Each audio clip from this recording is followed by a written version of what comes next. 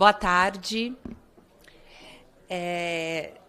Declaro aberta a presente reunião de audiência pública para debater os direitos trabalhistas dos prepostos de serviços notoriais e de registro em cartórios.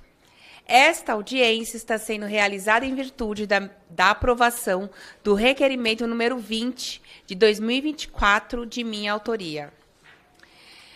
Os procedimentos a serem adotados serão os seguintes. Cada palestrante terá até 10 minutos para fazer sua exposição, sem a possibilidade de apartes. Ao fim das apresentações, os deputados interessados em fazer perguntas estritamente sobre o tema terão a palavra pelo prazo de 3 minutos. Oportunamente será concedida a palavra aos expositores para respostas e considerações finais. Informo que esta reunião está sendo transmitida ao vivo pela internet e pode ser acessada pela página da comissão ou pelo YouTube, no canal oficial da Casa. Informo ainda que esta é uma audiência pública interativa. Os internautas que estiverem nos assistindo ao vivo pela internet poderão deixar seus comentários e perguntas aos convidados na página da comissão. Após a audiência, as apresentações em multimídia serão disponibilizadas para consulta na página da comissão. Convido, então, para compor a mesa de modo presencial o professor e deputado estadual de São Paulo, Carlos Gianazzi. O senhor Emir Xavier de Oliveira, representante da Comissão dos Cartorários.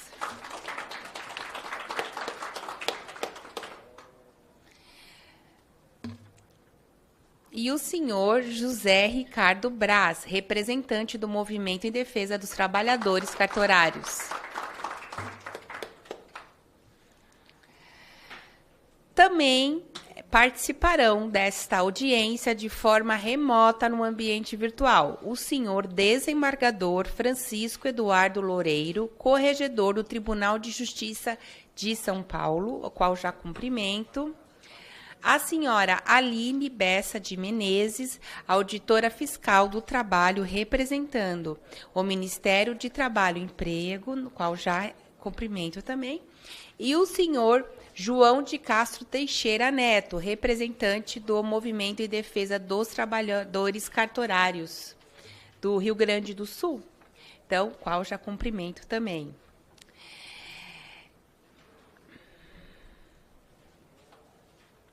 Informo que também foi convidado para participar dessa audiência o Conselho Nacional de Justiça, que informou que estava impossibilitado de participar do debate, de enviar um representante.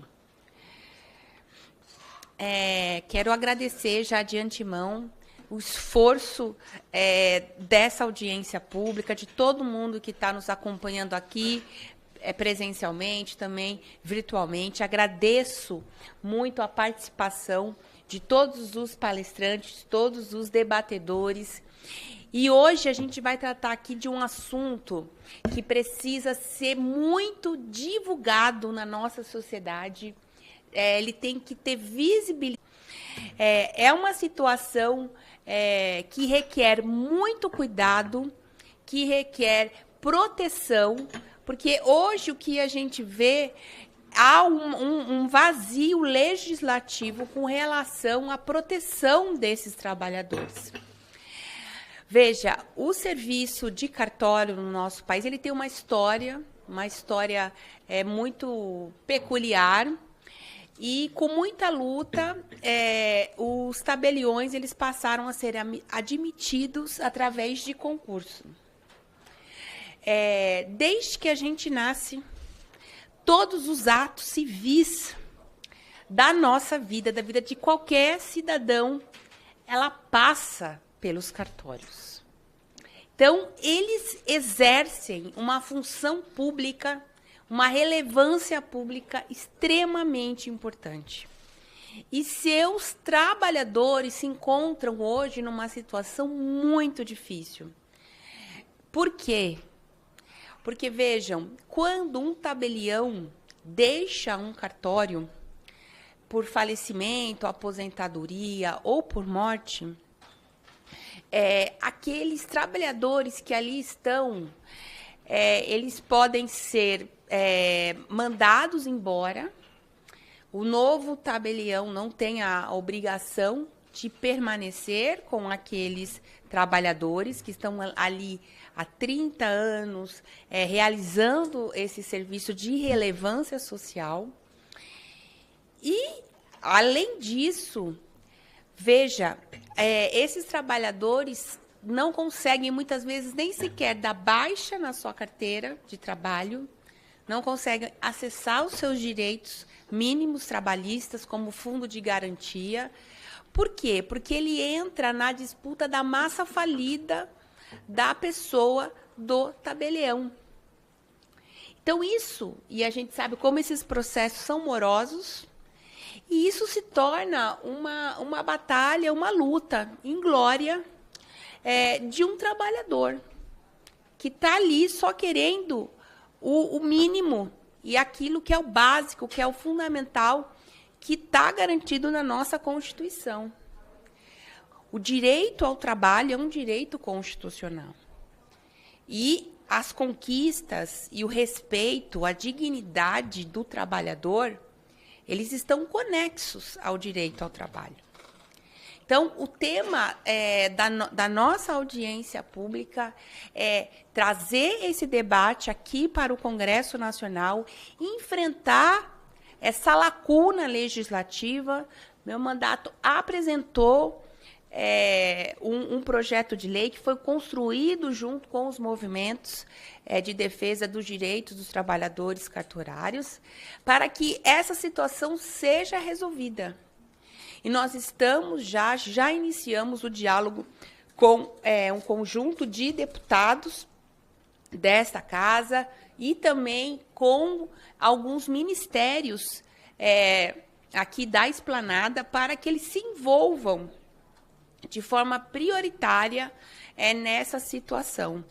Não é possível que um setor que movimente milhões trate com tanto descaso as pessoas que fazem a operação da realização, da concretude de um serviço que confere transparência, que confere direitos a todos os cidadãos brasileiros. Então, eu quero, assim, homenagear a coragem de cada um dos trabalhadores de cartório que está aqui. A luta de vocês, ela é pedagógica, porque ela diz sobre a história do nosso país, ela diz sobre a história do direito ao trabalho, e ela nos ensina e nos inspira de que é só na luta coletiva, no movimento, que a gente avança.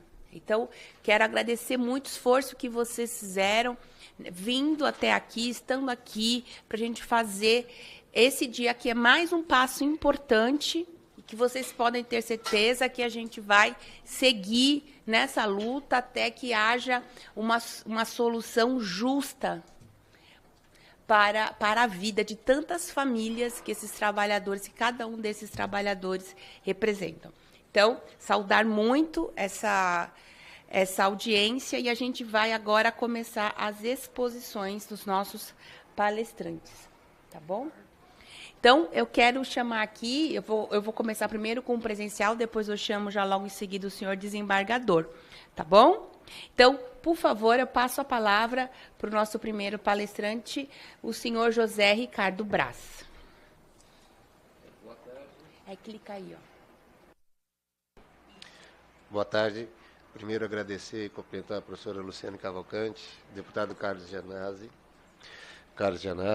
também o doutor Francisco Loureiro, que está remotamente, a dona Aline Bessa Mendes e o senhor João de Castro Teixeira, e o meu amigo também, e colega de trabalho, Emir Xavier de Oliveira.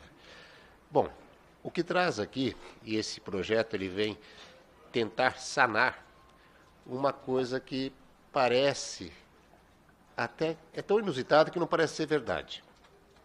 Veja bem, a atividade hoje ela é feita por concurso, o delegatário assume a serventia e faz sua gestão administrativa e financeira. Nessa gestão, como é autorizado por lei, ele contrata prepostos para exercer as atividades. Passado o período, quando cessa a delegação, seja lá qual for o motivo, o poder volta para o judiciário, ou seja, a delegação volta para o judiciário, que é quem administra, fiscaliza e entrega a outorga dessa delegação. Nesse período, a Corregedoria, geralmente, para manter o serviço, as Corregedorias Gerais de todos os estados, ela mantém os funcionários neste período de eternidade. Feito o concurso, nomeia-se o novo delegatário, e esse delegatário simplesmente não recepciona. É uma nova modalidade de extinguir um vínculo trabalhista sem nenhuma formalidade. E, sim, tem a tese que o contrato é feito com a pessoa do titular do cartório. Mas, veja, eu discordo um pouco. Por quê? Porque o titular do cartório, ele exerce uma função delegada por Estado. E para exercer essa função, ele tem, por permissivo legal, o direito de contratar prepostos. Ou seja, ele presta serviço para o Estado e contrata os prepostos para fazer o serviço também por ele. Porque é diferente do processo jurisdicional, que esse poder é indelegável. Ou seja, só o juiz pode decidir. E o dono do cartório está. E o juiz, quando ele passa no concurso, ele é juiz a vida inteira. O dono de cartório está dono de cartório. Porque a delegação é uma instituição que não é personalidade jurídica, mas é um órgão da administração pública, que cuida dos direitos, tutela os direitos, tudo mais. A deputada, quando está também no seu exercício, ela não pode delegar os poderes que ela tem. Ela não pode nomear um preposto para ir votar por ela. E ela está deputada. Ora, veja, a partir do momento que o preposto pratica um ato, ele está fazendo para o Estado. Porque o Estado deu a delegação para um particular. E sim, o contrato é feito com o titular, por quê? Porque o titular tem direito a perceber a renda que sai da serventia. É toda dele, por isso que ele gerencia. E essa situação também se agravou a partir da edição da Instrução Normativa 971 de 2009 da Receita Federal. Porque antes os contratos eram todos feitos, inclusive os laborais, pelo CNPJ do cartório. O cartório não tem personalidade jurídica, não é empresa. Mas ele tem o CNPJ para recolhimento de impostos e controle de todos os pagamentos e repasses das verbas que são destinadas ao Estado e também os impostos federais. E os contratos laborais eram feitos pelo CNPJ. E todos os concursos realizados até 2009, os funcionários eram recepcionados, vamos dizer assim, continuavam sendo da serventia. E não havia esse problema, viu, Excelência? Não havia esse problema. O funcionário, ele dispensava, pagava as verbas trabalhistas normalmente. A partir da edição dessa edição normativa, que criou a matrícula SEI, para o titular do cartório, ele começa a registrar os contratos laborais no seu CPF. Ao colocar no CPF, entende-se que a relação é funcionário e pessoa física titular. E nesse entendimento, com uma nova delegação de um concurso, eles entendem que não tem nenhum vínculo com aquele funcionário que presta serviço para aquela figura jurídica que é o cartório. E digo mais, para colocar e defender a minha tese, que no período da interinidade, quando há o falecimento, há um lapso temporal entre a nomeação do interino, que vai responder pela serventia naquele período até o concurso ficar pronto, e nesse interregno de tempo, seja lá uma semana, seja lá 3 dias, seja lá 4 dias, ou quantos meses, ou o tempo que for, aquele que estava trabalhando para o antigo titular, que veio a falecer, pratica os atos. Exerce os atos. Toma decisão se registra ou não registra um título, se lavra ou não lavra uma escritura. se faz ou não faz um testamento, e esses atos são validados. Para quem que eu estava trabalhando se a minha relação era com aquele titular de cartório que veio a falecer?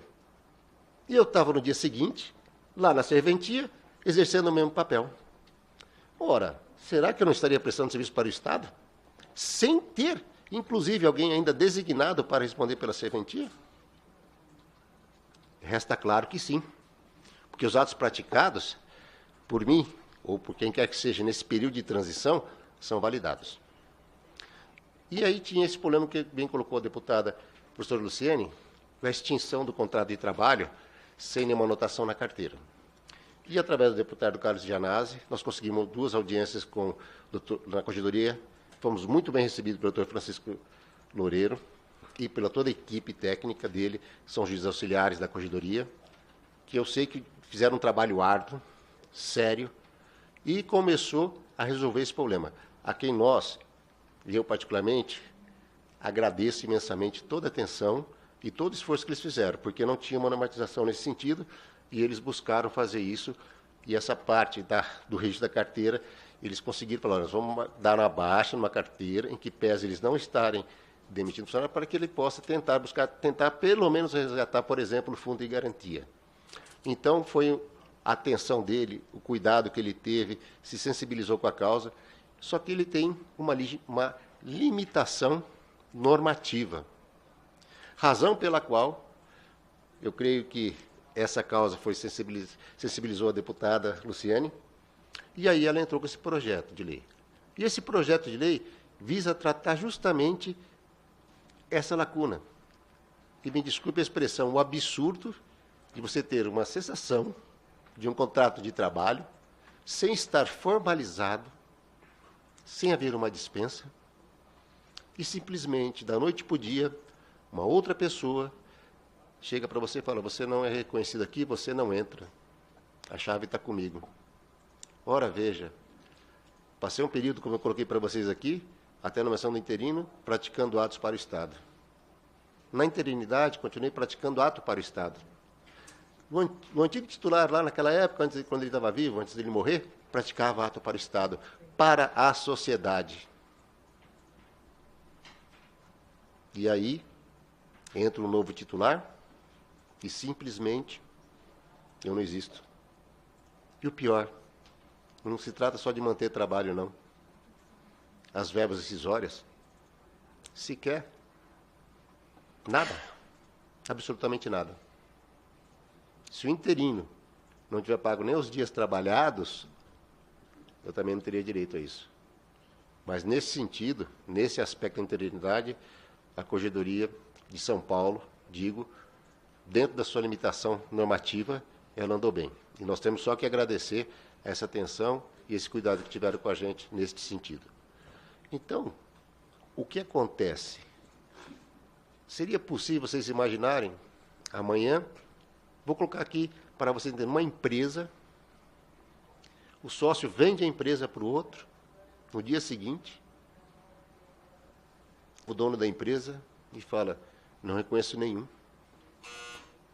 Então, é esse absurdo, é essa injustiça que eu acho que esse projeto vem resolver e vem atender esse anseio. Porque não há dúvida que há a prestação de serviço para o Estado, para a entidade e a sua continuidade. Agradeço a todos. Obrigado pela palavra. Muito obrigada, José Ricardo, pelas suas palavras, pela sua explanação. Quero agora convidar o senhor desembargador Francisco Eduardo Loureiro, corregedor do Tribunal de Justiça de São Paulo, que está no ambiente virtual, agradecer publicamente mais uma vez toda a disponibilidade da Corregedoria do Tribunal de Justiça, que já esteve conosco numa audiência pública lá na Alesp, em São Paulo, que foi promovida pelo professor e deputado estadual Carlos Gianazzi, ouvindo os pleitos dos trabalhadores dos cartórios.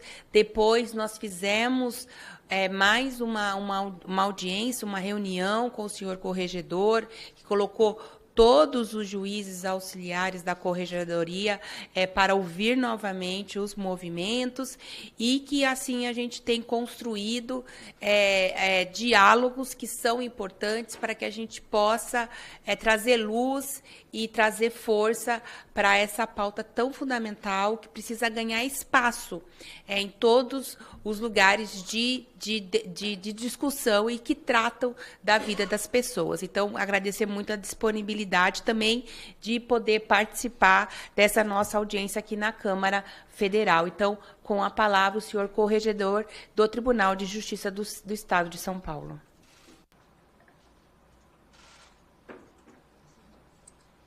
Boa tarde a todas, boa tarde a todos. Eu quero cumprimentar inicialmente a deputada Luciene, cumprimentar também o deputado estadual Carlos Gianazzi.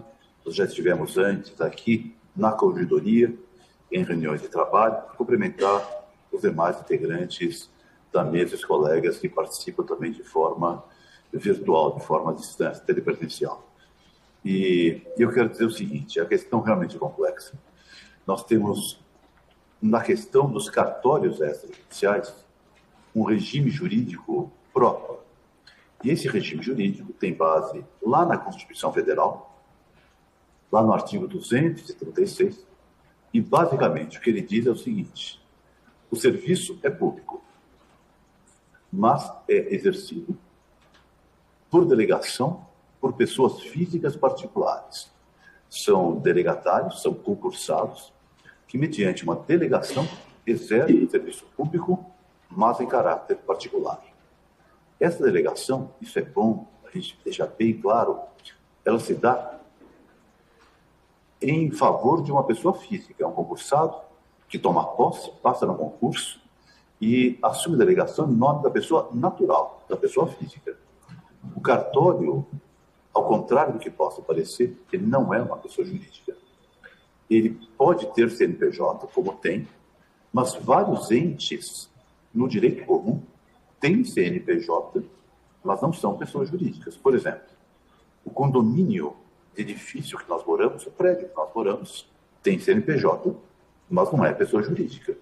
Ou seja, ter CNPJ não equivale a ser pessoa jurídica. Por isso, a delegação nasce com a posse após o concurso e ela termina a delegação ou com a morte ou por uma das causas previstas numa lei federal, que é a Lei 8935/94, que prevê como termina uma delegação: pela morte, pela aposentadoria, pela renúncia ou pela perda mediante imposição de uma pena.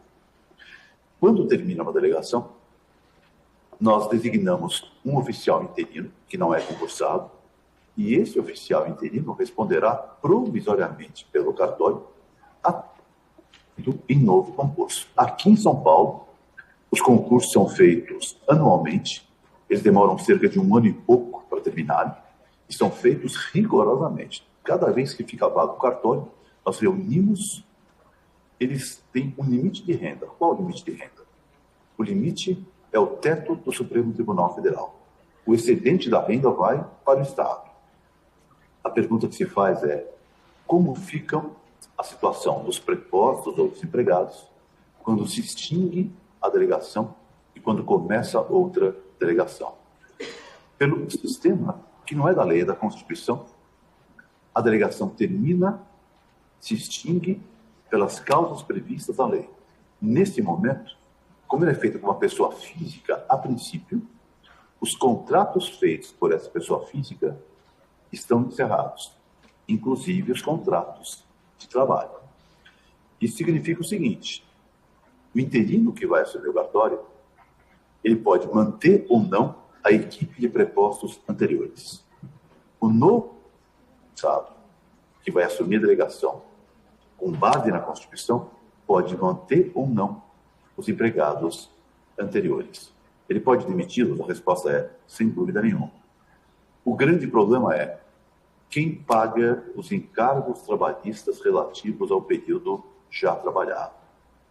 A lei não fala, não existe lei a respeito, e esse vácuo legal, como foi dito aqui, tem que ser suprido.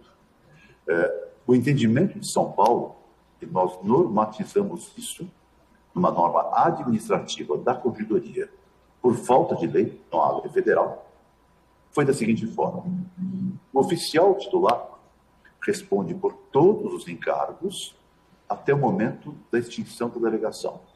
Ou seja, ele é obrigado a recolher o 13º proporcional, as férias, em especial a multa rescisória. É de responsabilidade dele, oficial, delegado, pessoa física. A pergunta que se faz é: e se ele não recolher ou não fizer uma provisão para a multa rescisória e vier a falecer? Em São Paulo, nós já estamos pensando em determinar que ele faça uma provisão compulsória do valor da multa rescisória, que será levantada pelo empregado, pelo preposto, quando a delegação for encerrada, por demissão, por morte ou por qualquer outra causa. Quando o interino assume, ele renova ou não os contratos de trabalho. Os contratos estão mortos com a extinção da delegação. Se ele quiser manter o empregado, ele vai celebrar um novo contrato de trabalho e vai recolher os encargos pelo período correspondente. Qual? Até que o cartório seja colocado em concurso e seja provido novamente. Nesse caso, nós já regulamos em São Paulo o seguinte: ele vai ter uma verba que ele provisiona, ele vai provisionar numa conta específica vinculada do fundo de garantia, férias proporcionais, 13º proporcional, ele vai colocar numa conta vinculada. De duas uma: ou ele paga a indenização, ou o dinheiro volta para ele caso a indenização não seja paga afinal. Mas isso será provisionado para que o preposto, para que o empregado não tenha prejuízo. Quando o novo titular assume após o concurso, ele inaugura um novo período. Se ele quiser, ele contrata os empregados. Se ele não quiser, ele não mantém os contratos. Foi dito aqui, é verdade, que os oficiais simplesmente não recepcionavam o contrato do empregado e nem faziam a demissão. E não faziam a demissão para não serem processados e serem obrigados a recolher uma multa rescisória do período anterior à sua delegação. Isso nós resolvemos em São Paulo, dizendo o seguinte: o novo oficial dará uma declaração dizendo: o contrato está extinto por força do artigo 236 da Constituição. Não há mais contrato. E a questão da multa rescisória? A questão da multa rescisória, o empregado vai ter que buscar em relação a cada empregador que ele teve, quanto ao período trabalhado. O ex-titular e no período de eternidade do interino. Do interino não teremos problema, porque o valor ficará provisionado numa conta judicial. Então esse valor estará garantido.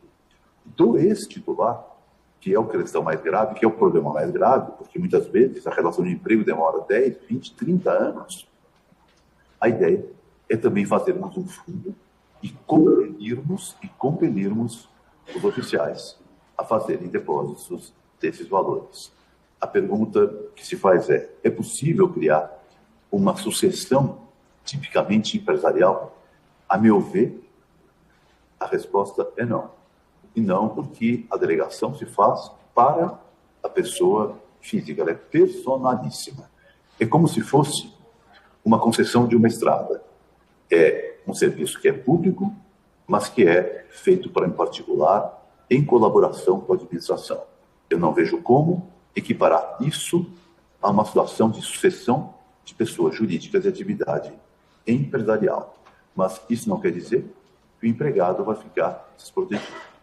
A forma de protegê-lo é: o contrato pode ser celebrado ou não, mas as suas verbas rescisórias estarão garantidas, serão levantadas, ainda que ele seja recontratado pelo novo oficial, relativo ao período já trabalhado, porque estarão em contas provisionadas.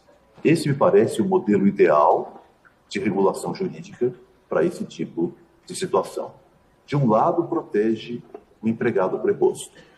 Ele pode ser demitido, é verdade, mas ele não tem estabilidade. Estabilidade porque não é servidor público. ele pode ser demitido, mas as suas verbas rescisórias estarão garantidas.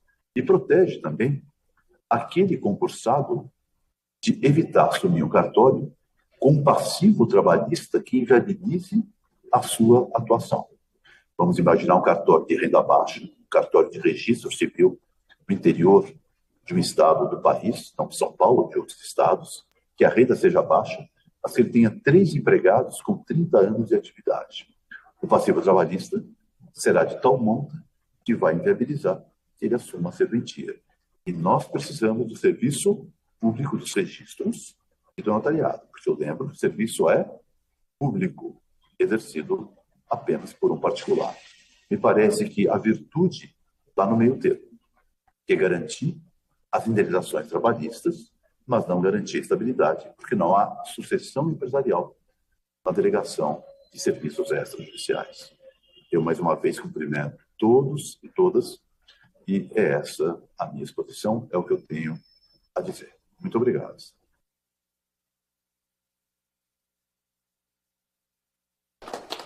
Muito obrigada, corregedor, pela sua explanação, por todas as suas explicações. Quero aqui também anunciar a presença da representação da Associação dos Notários e Registradores do Brasil e também da Confederação Nacional de Notários e Registradores. Depois, se quiserem fazer uso da palavra, será franqueada. E também estou ciente de que vocês farão uma nota sobre o nosso projeto de lei, uma nota de apoio ao projeto de lei que a gente apresentou aqui, que tramita aqui na Câmara Federal. Quero também registrar a presença da senhora Darlene Regina Mates, presidente da Associação Paulista dos Aposentados de Cartórios Extrajudiciais, que logo em seguida também fará uso aqui da palavra. E quero aqui pedir licença à mesa, porque a gente está com o senhor Sérgio... é o Francisco? É José, né? José Ferreira Campos Filho, que está com uma questão do voo. A gente tinha uma outra audiência antes da nossa, que atrasou, por isso que a nossa audiência acabou começando um pouco mais tarde. Também peço desculpas aqui em nome da Câmara por esse atraso, isso não costuma acontecer. E o senhor José Ferreira está com uma questão do voo, o horário do voo. Então, eu queria ver com os colegas aqui se a gente consegue já conceder a palavra para ele poder fazer o uso, tá bom?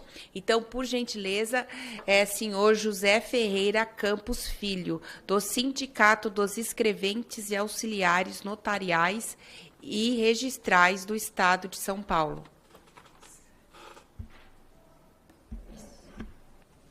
Boa tarde a todos. Boa tarde, deputada professora Luciane Cavalcante, na pessoa de quem eu saúdo todas as deputadas, mulheres presentes, nosso deputado estadual, Carlos Gianazzi, a quem eu saúdo todos os representantes da mesa e participantes dessa audiência pública. Pois bem, eu estava ponderando aqui sobre as falas do nosso ilustre desembargador e o que a gente identifica é que há um avanço. Eu queria fazer apenas um contraponto, que a questão já foi muito bem exposta pelo José Ricardo, de que o serviço público delegado, exercido em caráter privado, no entendimento do sindicato, não significa, obrigatoriamente, que vai ser exercido por uma pessoa física. Evidentemente que é uma pessoa física, mas que essa delegação não tem que estar obrigatoriamente vinculada ao CPF do interino ou do delegatário, do titular que assumiu. Então, é apenas um parênteses, mas agradecendo a fala do nobre desembargador e trazendo a indignação do sindicato, porque há um retorno do sindicato dos escreventes e auxiliares notariais e registrados do Estado de São Paulo, que há um retorno a um período em que não existia nenhum tipo de proteção ao trabalhador. É de uma completa precariedade e assusta até nós identificarmos essa situação como uma coisa comum. Olha, nós não temos obrigações com vocês porque o Estado não tem obrigação. Então, vocês procurem seus direitos na justiça. Ou seja, nós estamos varrendo do mundo jurídico todo um rol de proteção que é assegurado lá no artigo 1º da Constituição, princípio da cidadania, direito social do trabalho, princípio da dignidade humana, que me parece, deputada, que desafiaria uma ADPF, exatamente porque está lá no artigo 1º da Constituição, a proteção desses valores que foram conquistados de uma maneira muito cara para a sociedade brasileira. Então, não é possível que nós, num ambiente jurídico, num ambiente de altíssima responsabilidade, que são os atos notariais e registrais, nós tenhamos uma situação de completa e absoluta precariedade no momento em que o trabalhador mais precisa, quando é a ocasião da substituição, que seja demitido, que seja por remoção, que seja por exoneração, que seja por saída do próprio cartório. Então, claro, volto novamente a louvar essa iniciativa da Corregedoria de Justiça do Estado de São Paulo, que busca, de uma maneira que me parece também dentro das suas possibilidades, eles não são legisladores, evidentemente, o nobre desembargador deixou isso muito claro e a gente sabe disso, mas essa garantia ela traz uma preocupação para o interino.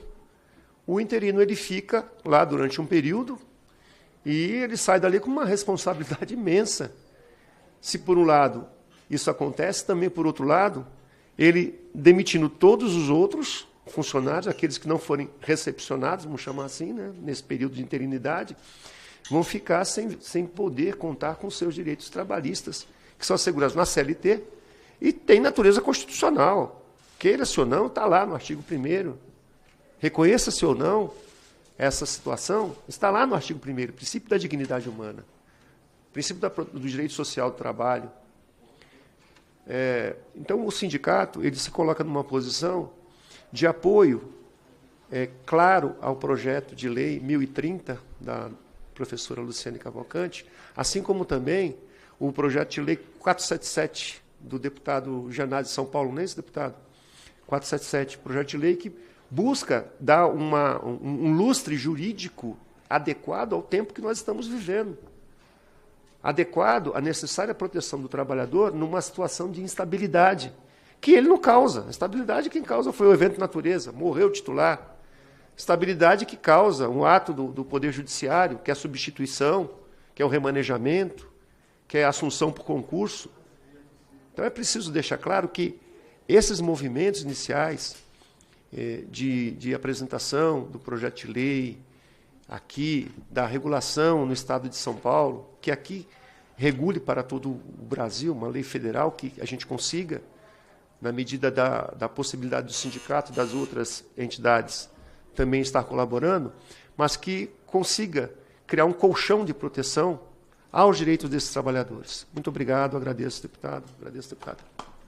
Muito obrigada, José Ferreira Campos Filho, pelo seu trabalho, pela sua luta e pela disposição de estar aqui nessa audiência pública. Passo também agora a palavra ao senhor Sérgio Ricardo Betti, para poder fazer as suas explanações, porque também está com a questão do voo. Tudo bem? Por favor, senhor Sérgio Ricardo Betti, por gentileza. Olá, obrigado. Boa tarde a todos da mesa, todos os presentes e todos que estão nos assistindo de forma virtual. Bom, como todos já colocaram aqui, acho que todos já entenderam, a nossa busca, por incrível que pareça, para o direito de ter uma demissão justa. Incrível a gente estar discutindo isso nos dias de hoje. Apenas o direito de ter uma demissão justa, receber aquilo que nos é devido. Entendo muito bem o que o nosso desembargador, o corregedor, explicou, mas, infelizmente, nós precisamos avançar. Nós precisamos buscar uma solução para isso. E eu acho que o projeto 1030, ele define de forma muito clara regras para essa transição, que não pode mais continuar como está. Nós temos aí milhares de funcionários sendo obrigados a ajuizar ações sem recursos, isso é muito importante dizer, porque, além de perder o trabalho, perder o chão, ele ainda tem que procurar um advogado para ingressar com uma ação na justiça, para receber o que lhe é devido. É um absurdo, realmente eu acho que sem precedentes, não existe nada comparado a isso, pelo menos que eu conheça, Então, nós precisamos avançar com esse projeto e tentar, de uma forma ou de outra, corrigir esse erro gravíssimo que tem abalado toda a estrutura dos funcionários. Imaginem os senhores, esses funcionários que estão trabalhando nos cartórios que estão hoje em concurso. No Estado de São Paulo são mais de 200 cartórios. Como está a cabeça dessas pessoas? Apenas esperando o momento de serem desligados sem direito a nada. Não é verdade? Como trabalham? Né? Muito difícil para todos aceitar essa situação. Então, acho que chegou a hora de a gente colocar isso para a sociedade, porque a sociedade ela tem uma visão míope do que é cartório. Né? Eles acham, a gente conversa por aí, acham que quem trabalha em cartório é rico, quem trabalha em cartório não precisa de nada. Mas não é assim. Cartório tem trabalhadores comuns, normais, como em qualquer outra profissão. E temos os direitos, como todos. Isso precisa ser preservado. Nós somos um braço da justiça cada vez mais nós estamos assumindo trabalhos que até então eram exercidos pelo judiciário, que tem repassado para o extrajudiciário para desafogá-los. Então, é uma classe que precisa ser olhada com muito carinho pela sociedade. Como bem disse a professora Luciene, o cartório você usa desde quando você nasce até quando você vai morrer, quando você precisa comprar uma casa, tudo você precisa de um cartório. Né? Então, acho que chegou a hora da gente avançar com isso. Ok? Muito obrigado. Muito obrigada, senhor Sérgio, pelas suas considerações, pelas suas palavras, por estar até aqui hoje.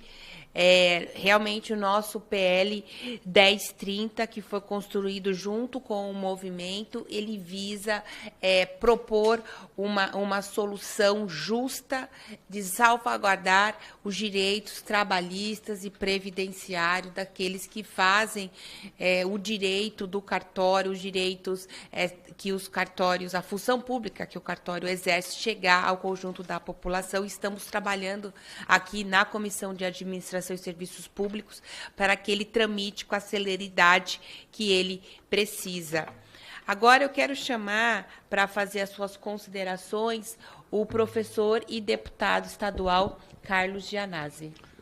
Boa tarde a todos e a todas. Quero cumprimentar aqui todos os nossos colegas membros da mesa. Primeiro, a deputada Luciene Cavalcante, pela aprovação aqui nessa comissão dessa importante audiência pública, trazendo esse tema para a Câmara dos Deputados, né, e dando visibilidade para o Brasil entender o que está acontecendo.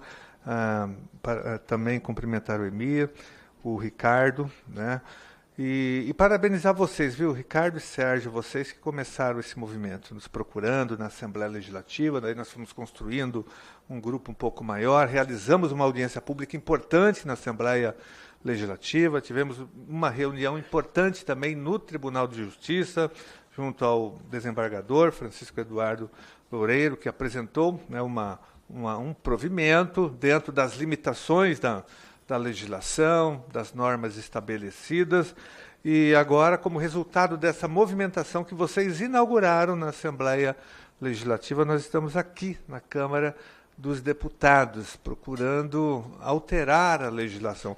Mas o que mais me deixa assim perplexo, na verdade, é porque é uma situação surreal essa, ninguém acredita. Dos essenciais trabalhistas. É como se nós estivéssemos de volta ao início da Revolução Industrial. É como se nós estivéssemos ainda no início da construção do estado de bem-estar social, onde os trabalhadores em luta, né, no mundo capitalista, conquistaram direitos essenciais, jornada de trabalho, férias, licença maternidade. É como se nós estivéssemos voltado ao passado. Então, e quando eu falo isso, as pessoas não acreditam. Eu falo, os cartorários não têm direito aos direitos trabalhistas elementares. Então, por isso que a audiência pública é importante, porque ela dá visibilidade, né? E eu não sei como que nós chegamos a essa situação. Realmente é inusitado. Como que nós chegamos a uma situação como essa, né? Como que o Estado brasileiro permitiu que nós estivéssemos passando por esse momento tão difícil para os cartorários e cartorárias. Mas, olha, é por isso que nós estamos aqui, para tentar uma solução. E uma delas é exatamente o projeto de lei. Isso é importante, esse projeto de lei que foi apresentado pela deputada Luciane Cavalcante, o 1030/2024, construído pelo próprio movimento, na verdade. É um projeto que vem da base, vem do movimento, vem do chão do cartório. Então, isso é importante. É um projeto que resolve essa situação e dá elementos, inclusive, para que o Tribunal de Justiça, por exemplo, de São Paulo, todos os tribunais de justiça, possam resolver essa situação. Nós também apresentamos um outro projeto de lei na Assembleia Legislativa, que foi construído também pelo movimento do chão dos cartórios, que é o 477, que também autoriza, né? Ele é um projeto autorizativo, autoriza o Tribunal de Justiça a usar, né, o próprio fundo especial para pagar esses direitos trabalhistas. Porque, minha gente, em São Paulo nós temos cartórios, para quem não conhece a realidade de São Paulo, que faturam por mês 6 milhões de reais, por mês, não por ano. Tem cartório que consegue um faturamento superior, até 8, 9 milhões de reais. Então é inadmissível, né, uma situação como essa. Um cartório que tem um faturamento líquido de 6 milhões de reais. Como que ele não paga direitos trabalhistas? Não é possível que não haja uma saída alternativa para que haja uma reserva de um fundo para pagar exatamente esses direitos trabalhistas quando tem a mudança, né, do delegatário do cartório. Então, tudo é inusitado nesse caso. Então, por isso que nós temos que unificar esforços para resolver em caráter de extrema urgência essa situação, porque milhares e milhares de trabalhadores e trabalhadoras de cartórios estão sendo prejudicados em todo o território nacional. E eu diria que essa é uma pauta civilizatória que a gente está tendo aqui, uma questão de solidariedade humana com esses trabalhadores. Então, é muito importante o apoio ao projeto da deputada Luciane Cavalcante, ao nosso também na Assembleia Legislativa, e que haja a união dos movimentos todos, né? E que a gente resolva imediatamente essa situação. Então, quero parabenizar todos vocês, as entidades representativas que estão aqui participando hoje, as que estão online também. Nós temos já um apoio de uma nota técnica do próprio Ministério do Trabalho, que a deputada Luciane vai falar. Ela já teve reunião com o ministro do Trabalho, que ficou indignado com a situação e emitiu uma nota técnica apoiando o projeto de lei. Então, nós já temos um apoio também institucional. E nós vamos construir mais apoios a esse movimento e que o projeto seja aprovado e que a gente resolva essa situação. Então, contem com o nosso total apoio na Assembleia Legislativa de São Paulo, porque a Assembleia Legislativa de São Paulo, ela representa o Estado, e o Estado de São Paulo é o Estado que tem o maior número de cartorários, de trabalhadores cartorários, né? Eu registro ainda, só para terminar, porque a audiência pública é importante ouvir vocês, trabalhadores dos cartórios. Está aqui a Darlene, que conseguiu uma vitória importante, porque quando em São Paulo o ex-governador José Serra colocou em processo de extinção a carteira dos cartorários, nós conseguimos entrar com uma DIN no Supremo Tribunal Federal, que foi uma DIN vitoriosa, né, que salvou a carteira, porque se não fosse a mobilização, e a Darlene teve uma participação muito importante nesse movimento. Então, por isso que é importante a nossa mobilização. Demorou, mas nós conseguimos, né? A Darlene vai falar depois sobre isso, eu tenho certeza.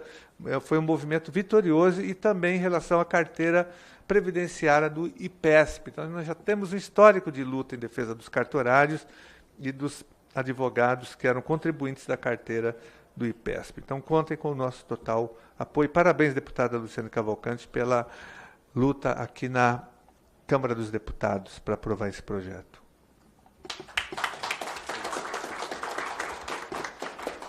Muito obrigada, deputado Carlos Gianazzi. Passo agora a palavra no ambiente virtual para o senhor João de Castro Teixeira Neto, representante do Movimento em Defesa dos Trabalhadores Cartorários. Rio Grande do Sul.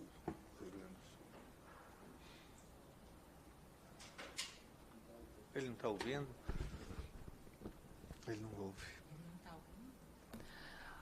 Oi, João, o senhor está ouvindo? Acho que tem que autorizar o seu som. Liga o microfone. Ouvindo agora? Agora sim. Sim. Deputada Luciene, deputado estadual Gianazzi, os colegas, todos que estão nos ouvindo nesse momento, eu quero agradecer muito essa oportunidade de poder explanar alguma coisa, de falar sobre a nossa causa dos trabalhadores das serventias extrajudiciais do Estado do Rio Grande do Sul. Eu estou, em nome da categoria, aqui estou em nome do Estado, né, me solidarizando aos colegas de São Paulo, tá? Eu me surpreendo também com toda essa problemática que foi explanada. Apoiamos 100% o projeto de lei da senhora, 1030. E os colegas que me antecederam eles já explanaram o suficiente, né, com propriedade, com qualidade. E eu gostaria de fazer algumas colocações, que eu acho que são pertinentes também em todo esse contexto. Nós, que somos do sindicatório do Rio Grande do Sul, os representantes sindicais eleitos, eles têm ainda mais uma dificuldade. Quando existe uma troca de titular, a nossa estabilidade ela não é respeitada. Então nós temos problema também de representatividade. Além de todas as questões que são relativas aos sindicatos, a partir da reforma trabalhista de 2017, que nós perdemos força, e todo esse contexto de precariedade no trabalho que a gente está vivendo, né? O sindicato sob pressão de todos os lados, econômica, em todos os sentidos, nós temos essa dificuldade também no sentido de preservar aqueles trabalhadores, aqueles diretores sindicais eleitos. Então, quando é extinta uma delegação, nós somos demitidos normalmente como qualquer outro trabalhador, não existe a estabilidade. Outra questão que é importante, essa questão do fundo rescisório, eu acho que é um avanço a questão do fundo rescisório,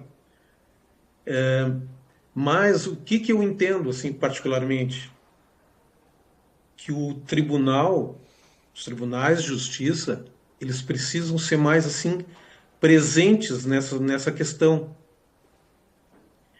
O delegatário da serventia, eu entendo que ele deve, de uma certa forma, prestar contas ao tribunal, né?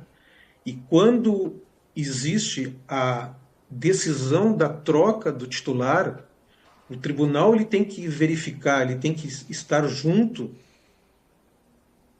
e através dos recursos da serventia, esses trabalhadores serem indenizados. Nem que para isso seja necessário a nomeação de um interventor. Os trabalhadores que têm direitos adquiridos, que têm anos, às vezes, de cartório, eles não são respeitados quando existe essa troca de titular. Então, eles têm o direito de serem tratados como qualquer trabalhador. Como a gente se sente? E em alguns momentos até eu tenho falado assim, parece que nós somos trabalhadores de segunda categoria. O nosso sindicato, por exemplo, tem enormes dificuldades de se manter, tem enormes dificuldades de fazer as convenções coletivas de trabalho. E em alguns momentos também nós somos prejudicados com a decisão se eu não me engano, é do Conselho Nacional de Justiça, de limitar a recontratação por 3 vezes o piso. O nosso piso da categoria é baixíssimo. Existem serventias com alta rentabilidade, onde é necessário um alto grau de especialidade, de competência para exercer a função, e eles são limitados a recontratar 3 vezes o piso. Então, eu entendo que seria conveniente, que seria pertinente, na questão da recontratação, não só seguir essa questão de 3 vezes o piso. Claro que isso é para evitar distorções, né? Mas ter a sensibilidade de entender a realidade daquela serventia, daquela cidade, daquela área de atuação. Por exemplo, um registro de imóvel da cidade de Rio Grande, por exemplo, aqui em Pelotas, que é uma referência, né? Tem pessoas ali que merecem ganhar mais que 3 vezes o piso, porque o nosso piso é muito baixo. Então, finalizando, eu quero novamente agradecer, dizer que as palavras dos colegas que me antecederam são as nossas palavras, tá? Eles foram muito competentes, e eu aproveito esse espaço aqui para fazer essas colocações, para acrescentar nessa discussão os nossos sentimentos, as nossas demandas aqui no Estado do Rio Grande do Sul, e desejar para todos um grande abraço fraterno, tá? Aproveitar também assim para agradecer toda a solidariedade do povo brasileiro conosco aqui. A gente sofreu essa enchente e a gente sente o carinho, a solidariedade todo da Câmara, dos deputados, dos colegas, enfim, de todos. Então, aproveitar também para agradecer, esse momento para agradecer que a gente está se recuperando e mais um agravante nas nossas relações de trabalho, né? Então, é muito difícil assim a gente poder fazer um trabalho consistente, mas a gente não vai desistir. A gente vai estar aqui sempre. Eu fico à disposição também dos colegas para qualquer sugestão, para qualquer apoio, para o que for necessário. Muitíssimo obrigado pela oportunidade, tá? E eu sinto muito carinho, muito orgulho em saber que existem deputados, deputadas e pessoas que se preocupam com a gente não se sente mais tão sozinho. Tá? Uma boa tarde, uma boa noite a todos. Muito obrigado pela participação do Sindicatório do Rio Grande do Sul. Muito obrigada, João, pelas suas colocações. Quero mais uma vez prestar toda a nossa solidariedade ao povo do Rio Grande do Sul, que tem sofrido de uma forma brutal os impactos da emergência socioclimática. Nós temos lutado muito para que os recursos cheguem, os recursos federais cheguem ao povo do Rio Grande do Sul. E quero aqui também reafirmar mais uma vez que os trabalhadores dos cartórios não precisam mais se sentir sozinhos, porque vocês têm uma coluna de deputados que estão representando vocês, lutando por vocês, pela causa de vocês. Tem o deputado Carlos Janazzi, lá no estado de São Paulo, tem eu aqui, o nosso mandato na Câmara Federal, junto com outros deputados que estão nessa luta. Temos também o vereador Celso Janazzi, que também está presente aqui da Câmara Municipal. Então, vocês não estão sozinhos. Quero chamar agora aqui, para a gente fazer essa revezamento dos ambientes, para falar presencialmente o senhor Emir Xavier de Oliveira, que também é da Comissão dos Cartorários, dos Trabalhadores. Tá bom. Queria agradecer a oportunidade de estar aqui e poder me manifestar. É difícil estar aqui, não é fácil falar em público, não é fácil trazer à tona um problema que me afeta diretamente. Vou tentar expor aqui da melhor maneira possível.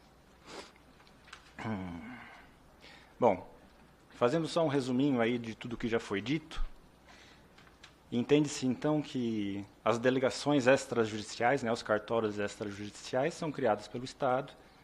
Eu entendo que são dos estados que a serventia retorna ao poder estatal. E o poder estatal, através da corregedoria, tem que nomear alguém para dar continuidade na prestação do serviço. Em São Paulo é dito como um oficial e tabelião interino, né? E em busca de um interino, alguém que aceite dar continuidade a essa serventia que está vaga, a poder ser interino ou é algum substituto da própria serventia. Se esse não aceita ou não pode por qualquer motivo, tem que ser um titular do mesmo município ou de uma cidade contígua. Não querendo, não podendo, substituto ou escrevente de outro cartório. E depois, lá em último caso, alguém que já é interino, ser interino de novo. Né? E a corregedoria fica buscando incessantemente alguém que aceite ser interino, até que alguém aceita. Né? Em 2022, me ofereci a ser interino. A corregedoria aceitou a indicação e me designou interino de um outro cartório da capital, não daquele que eu exercia. Né? E, ao aceitar ser interino, tinha os meus receios, os meus pensamentos. Será que vou dar conta do serviço? Será que vou dar conta de administrar operados? Os funcionários do cartório que lá estão conhecem a serventia, sabem praticar o ato, são dedicados. Esse não é o problema da interinidade. O problema da interinidade é quando ela se encerra, quando o novo titular chega e decide, ao seu livre-arbítrio, por mera conveniência, e já se sabe, é para se desvencilhar de encargos trabalhistas, passivo trabalhista, recepciona só alguns e não recepciona outros. Né? Mas fazendo um paralelo aqui, antes de continuar a explanação, o corregedor se manifestou agora dizendo diretrizes que foram tomadas, mas é importante saber que até o mês passado a norma era uma, agora é outra. Né? Então, nós estamos agora no 13º concurso, mas estávamos até então no 12º. E até o 12º concurso, a sistemática era a seguinte. Quando um cartório fica vago, nomeia um interino. Esse interino já ficou determinado por decisões que só pode receber até o limite de 90,25 do ministro. Não tinha questão de recepcionar ou não recepcionar, todos os funcionários continuavam trabalhando na serventia. O interino geria com absoluta restrição. Não pode contratar, não pode comprar equipamento, só se for eventualmente muito necessário, desde que com processo que autorize. Não pode onerar a serventia de qualquer maneira e não pode demitir, porque nas normas está escrito demitir. E é muito difícil a gestão do interino, porque é absolutamente limitada. Tem a remuneração limitada e todo o excedente, todo o lucro do cartório é passado ao fundo do Tribunal de Justiça, trimestralmente. Preenche-se uma planilha e passa para o fundo.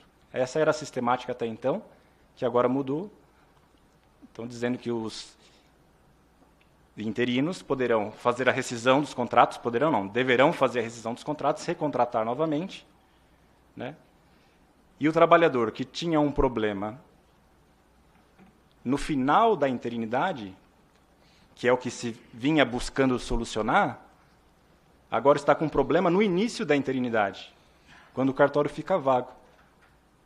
Se lá no fim da interinidade, aquele que não fosse recepcionado tinha que ir na justiça para conseguir em busca dos seus direitos, agora ele tem que ir em busca dos seus direitos quando o cartório fica vago, no início da interinidade. E é um afronto aos direitos trabalhistas, porque nessa previsão da norma atual, sem fazer juízo de valor, diz que será recontratado aquele que for necessário à continuidade da prestação de serviço e que a sua remuneração pode ser, inclusive, revista. Ora, o trabalhador ele continua trabalhando no mesmo lugar, fazendo as mesmas atribuições, quiçá continuando um trabalho que ainda estava em andamento, e agora com outra remuneração, redução salarial, outro empregador, enfim. É só um paralelo. É importante saber que houve agora mudança de normativa no Estado de São Paulo com essa edição do novo provimento.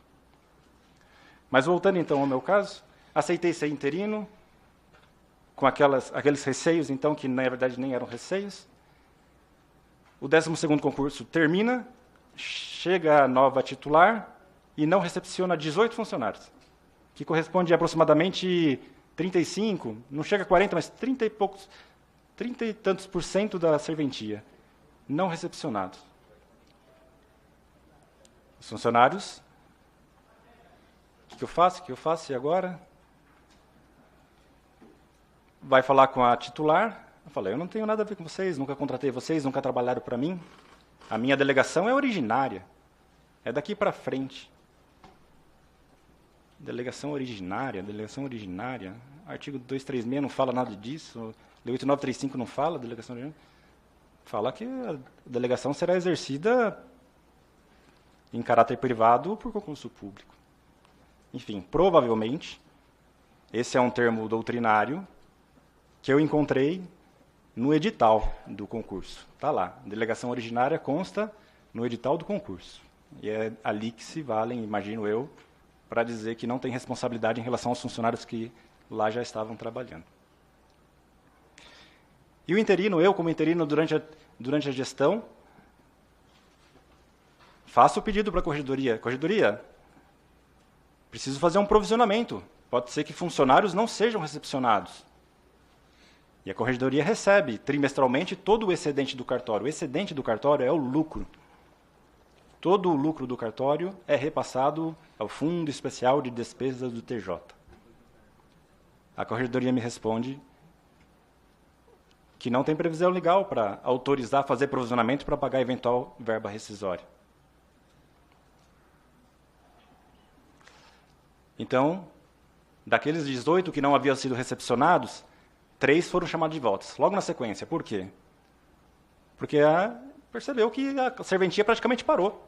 30 e tantos % não recepcionou, chamou para pelo menos dar conta ali, ganhar um fôlego. Então, restaram 15. Então, diante desses 15, tem uma boa relação com todos os funcionários. Não tenho conflito com nenhum deles. São ótimos. Pode continuar? São ótimas pessoas e ótimos profissionais. Não tem uma nota devolutiva. Excelentes. Uma produtividade excelente. Quando tem uma nota devolutiva, é uma coisinha boba. Um número de RG que ficou errado, passou na conferência, não prestaram atenção na leitura, qualquer coisa assim. Então, desses 15 funcionários, faço um pedido para a corregedoria, então. Protocolo lá. Meritíssimo juiz, considerando ser interino, agindo como um preposto do Estado, que aqui estou, porque as decisões da corregedoria, ela enfatiza. Interino, preposto do Estado, agente estatal. Né? Que a delegação voltou às rédeas do Estado. Me faltou a palavra aqui agora.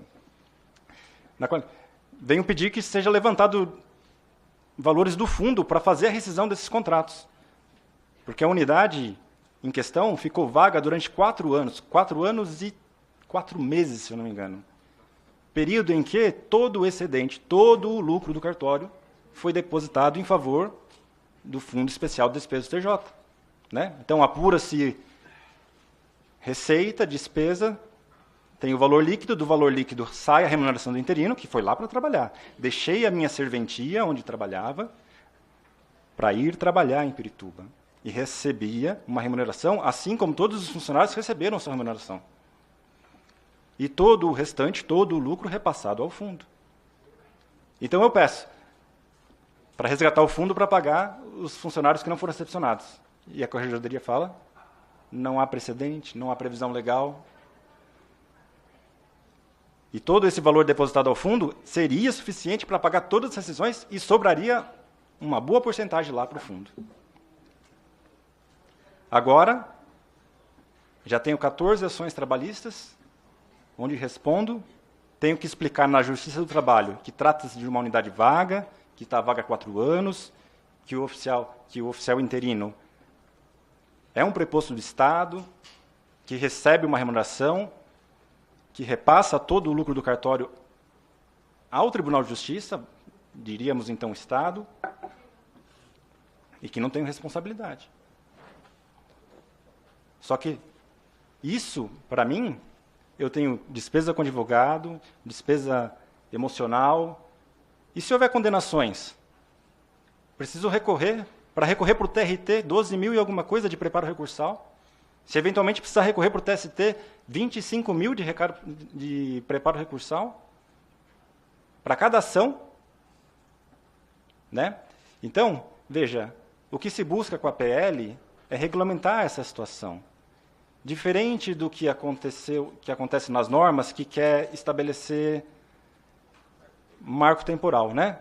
Encerrou a titularidade, encerra. No período da interinidade é um outro contrato e do próximo. A PL vem em busca da segurança dos funcionários, né?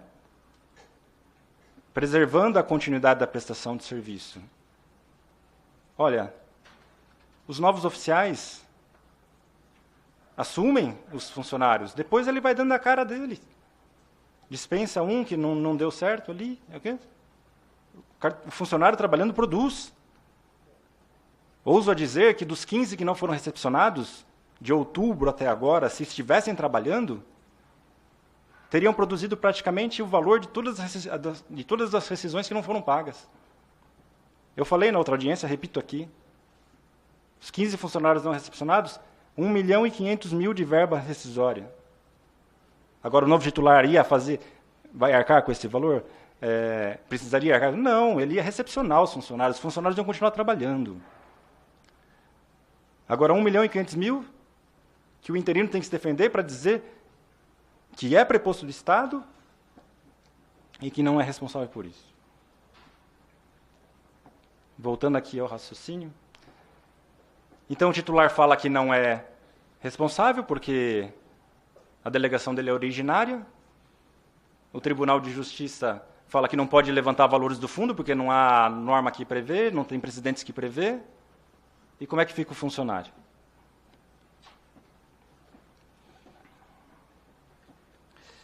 Tinha feito algumas anotações aqui.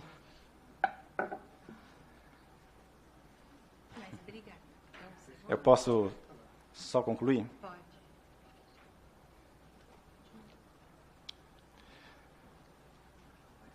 E agora? Travei. Me perdoem. Então tá. É uma situação que precisa ser resolvida. A PL busca essa solução. Eu agradeço aí a todos pela paciência. E é isso. Obrigado.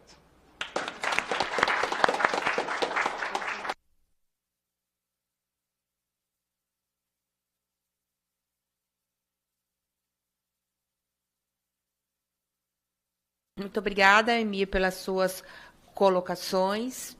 Muito importante. A sua história, ela revela bastante a fragilidade e a lacuna legal que resulta no desamparo dos trabalhadores que estão ali, né, na prestação dessa função pública tão relevante. Passo agora a palavra no ambiente virtual para a senhora Aline Bessa de Menezes, auditora fiscal do trabalho, representante do Ministério do Trabalho e Emprego. Bom, boa tarde a todas as pessoas aqui presentes. Eu cumprimento a todos em nome da deputada federal, professora Luciene Cavalcante. Agradeço o convite feito ao Ministério do Trabalho, a quem represento hoje aqui, para participar desse debate tão importante que trata dos direitos trabalhistas dos representantes de serviços notariais. Como já foi dito, é um tema que precisa ganhar mais visibilidade. Eu compreendo que essa atividade ela tem características bem peculiares, né? Já foi explanado muito bem aqui sobre a atividade, sobre a questão dela ser uma atividade de caráter privado, mais exercido sob delegação do poder público. Então, eu vou fazer só algumas pequenas considerações que tratam especificamente de aspectos trabalhistas. né? A Constituição Federal, como também já foi posto, e a lei que regulamenta a atividade, a Lei 8.935, ela deixa claro de que os notários e oficiais de registro, eles poderão contratar empregados, né, para o desempenho das suas funções. Então, para fins trabalhistas, fica evidente de que entre esse titular e esses trabalhadores existe uma relação de emprego regida pela CLT. Então, em outras palavras, nós entendemos, para fins trabalhistas, que mesmo o cartório não possuindo uma personalidade jurídica própria, o titular, ele se equipara, para fins trabalhistas, repito, a um empregador comum aos moldes do artigo 2º da CLT. Inclusive, muito se falou aqui sobre sucessão trabalhista, e eu queria destacar que a jurisprudência do TST já afirmou o entendimento que essa alteração da titularidade da serventia não é óbice para reconhecimento de uma possível sucessão trabalhista, lógico que avaliado, né, os critérios previstos na CLT, e principalmente desde que não haja ruptura na continuidade de prestação de serviço por esse trabalhador. Né? Então, eu acho que a grande questão que se afigura hoje, que a gente está se discutindo aqui desde o início, é principalmente essa insegurança jurídica que os trabalhadores estão impostos, né, esses trabalhadores, quando se muda a titularidade e esse novo titular decide não manter esses contratos de trabalho. Então, fica a questão de quem vai ser responsável por até um possível passivo trabalhista, débitos de FGTS, débitos de contribuição previdenciária.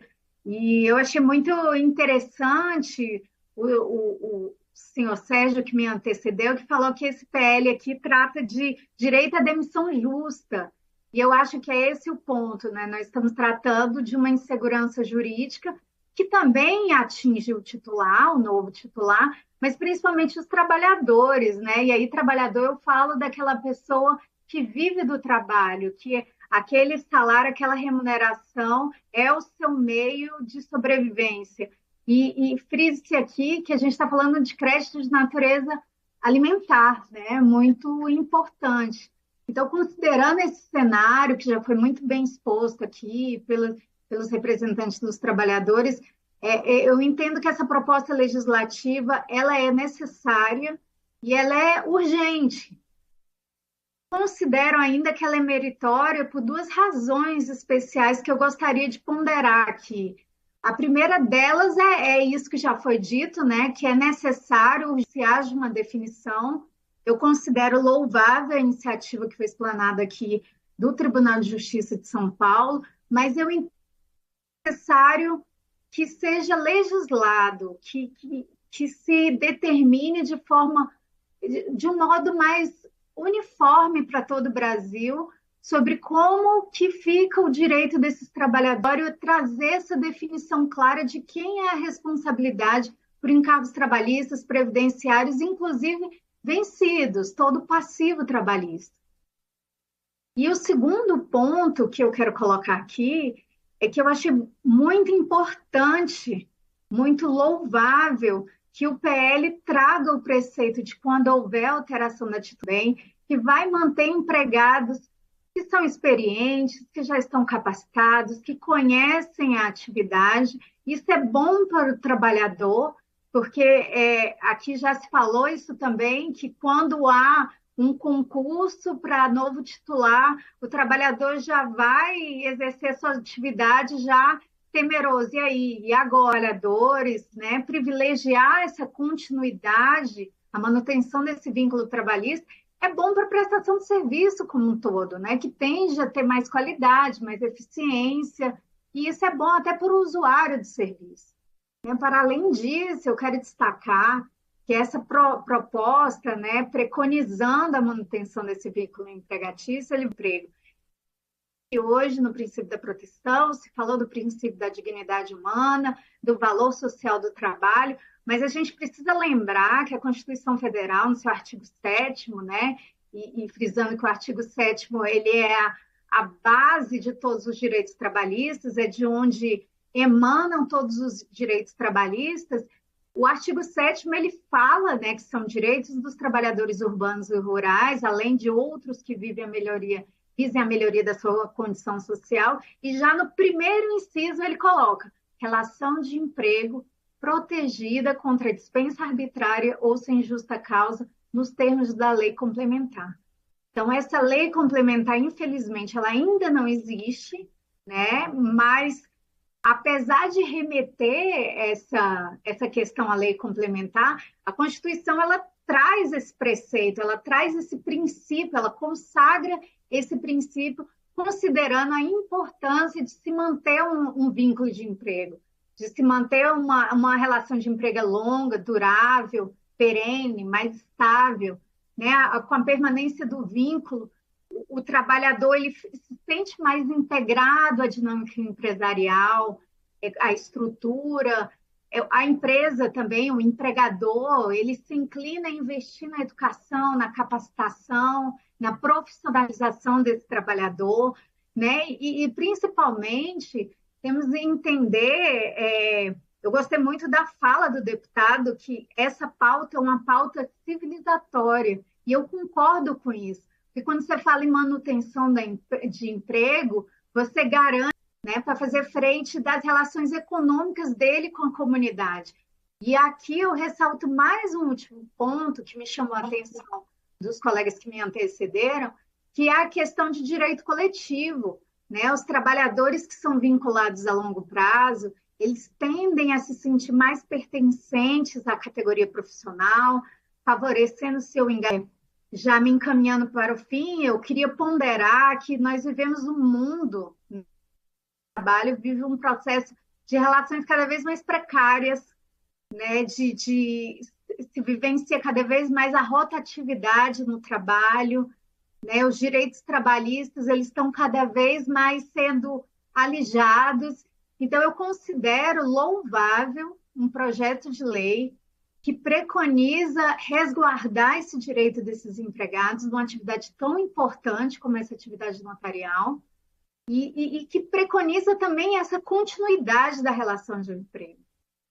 Eu entendo que o fomento, a manutenção desses vínculos é uma forma de concretizar esse princípio que foi previsto na Constituição e que muito pouco se fala nele, né? Então, é muito interessante. Repiso que é louvável esse projeto. Nós, do Ministério do Trabalho, fizemos uma nota técnica, né, apoiando todo esse projeto. E são essas considerações que eu queria fazer e fico à disposição. Obrigada.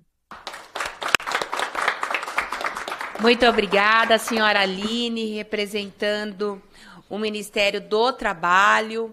Estive em audiência com o ministro Marinho, levando a proposta, levando o projeto de lei, levando as vozes e os resultados e as falas da audiência pública que nós realizamos na Alesp.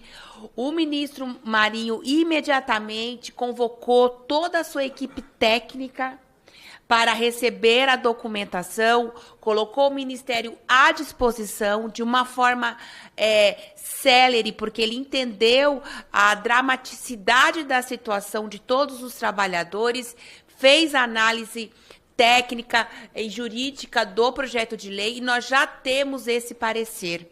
Então, eu quero aqui agradecer ao Ministério do Trabalho, ao Ministro de Estado, Marinho, pelo compromisso na proteção dos direitos dos trabalhadores.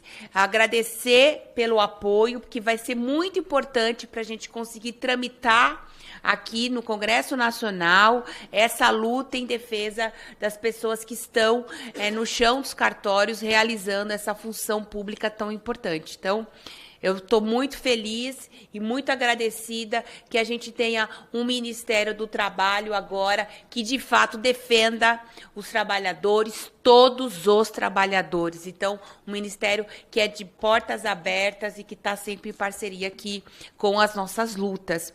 Vou pedir para, mais uma vez, quebrar o protocolo, porque como houve um atraso no início da nossa audiência, a gente está com mais 2 pessoas que são muito importantes aqui para a nossa audiência pública, mas que precisarão já sair, porque o avião vai decolar e agora tem um pouco de trânsito e o aeroporto é um pouco distante daqui do Congresso, que é o senhor José e também o senhor Sérgio. Eu estou vindo de uma semana pesada.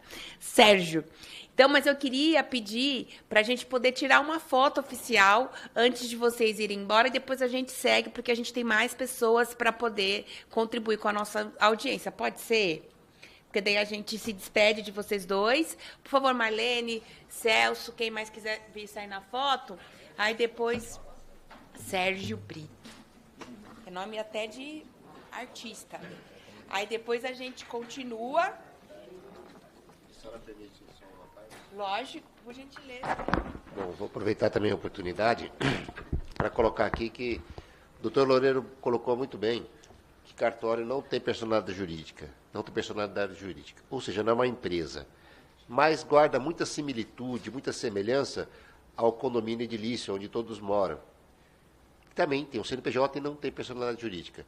E ele é administrado por um síndico. Ora, veja, não guarda bastante semelhança com a delegação, que administra dinheiro, pessoas e direitos? Ora, veja, quem contrata o funcionário do condomínio, se não o condomínio? A massa. Por isso, eu reforço que, sim, o preposto trabalha recebendo daquele que tem delegação, mas para o Estado, como se trabalhasse para o condomínio. Portanto, o projeto atende diretamente isso, porque ele procura preservar a manutenção do emprego e, como bem colocou, como bem colocou o Sérgio, a nossa luta começou para o direito de ser demitido. Olha que interessante. Muito obrigado. Agradeço a atenção a todos. E essa luta é realmente para consolidar uma sociedade mais justa. E aqui nós encontramos apoio do deputado Carlos, da deputada professora Luciane Cavalcante, que também lutam por justiça. Acho que toda essa pauta e todo o trabalho deles é buscando a justiça social. Obrigado. Muito obrigada. André, vem aqui você também tirar foto, daí, porque depois eles vão, né? Vai se pra cá. Não. Para caber mais gente, tem que vir aqui. Na luta, né? Vai sair essa faixa aqui.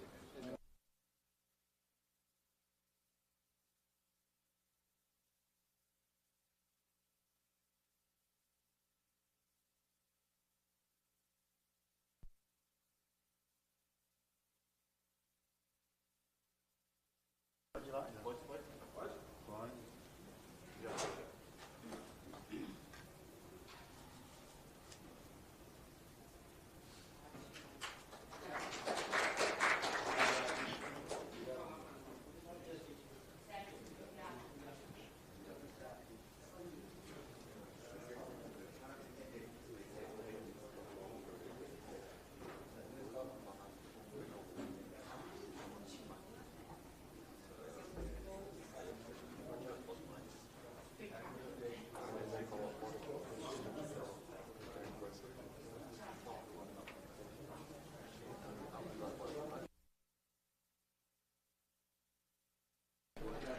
Sim, senhor.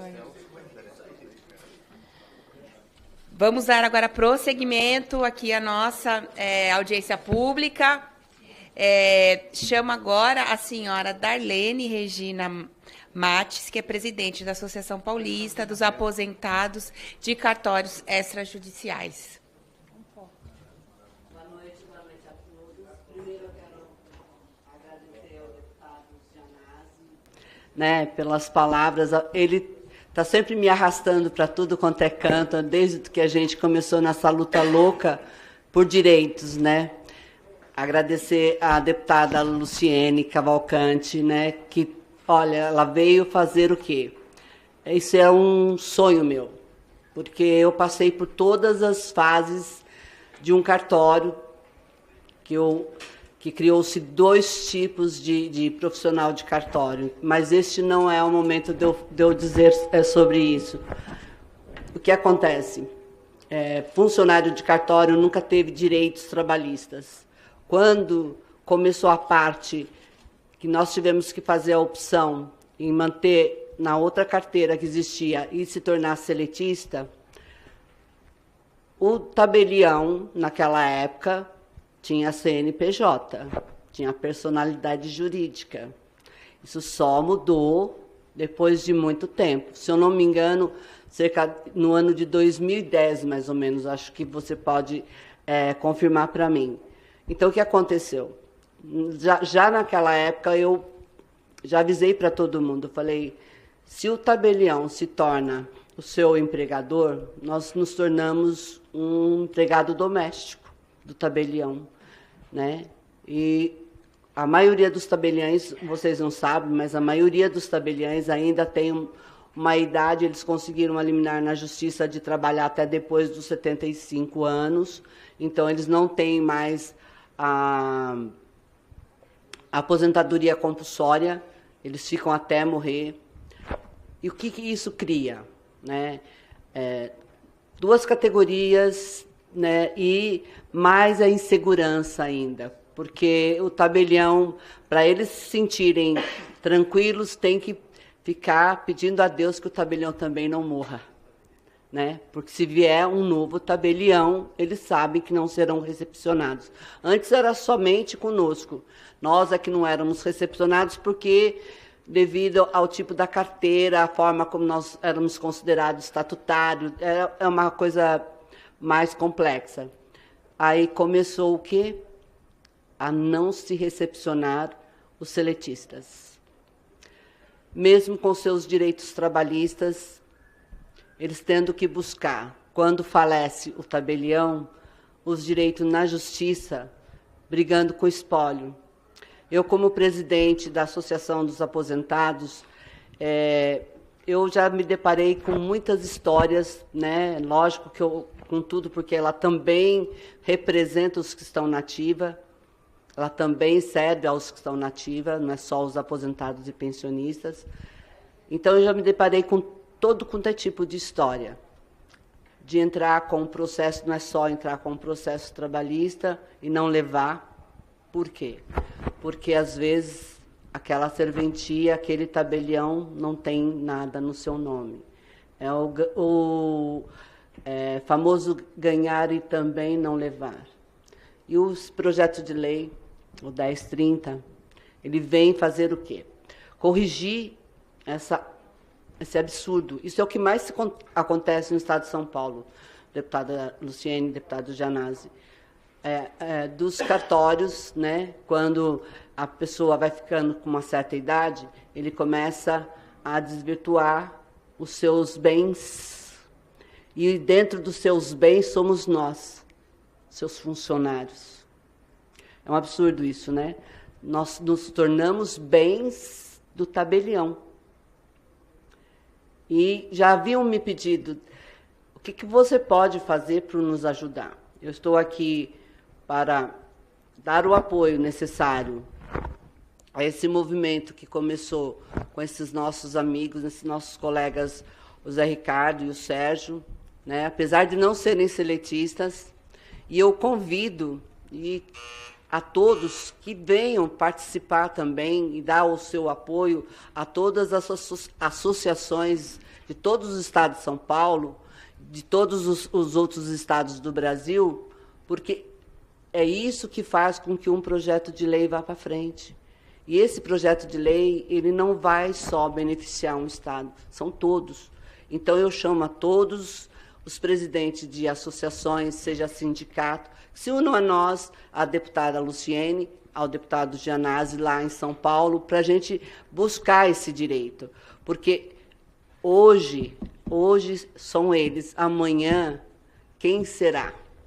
Nós temos sempre que pensar que o amanhã, fazer hoje para colher amanhã. Isso é muito importante. Tá? Então, era essa minha fala. Eu gostaria de agradecer a vocês pelo convite, né? E aos meninos que estão, né?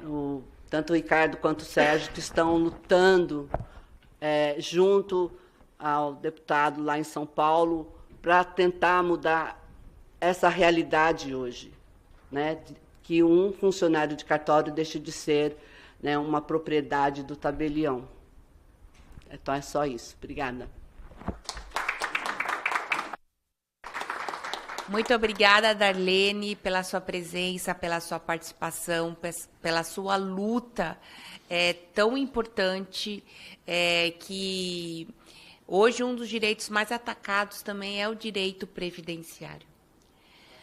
E sabe, Marlene, a gente acabou de formar uma maioria que é histórica no STF.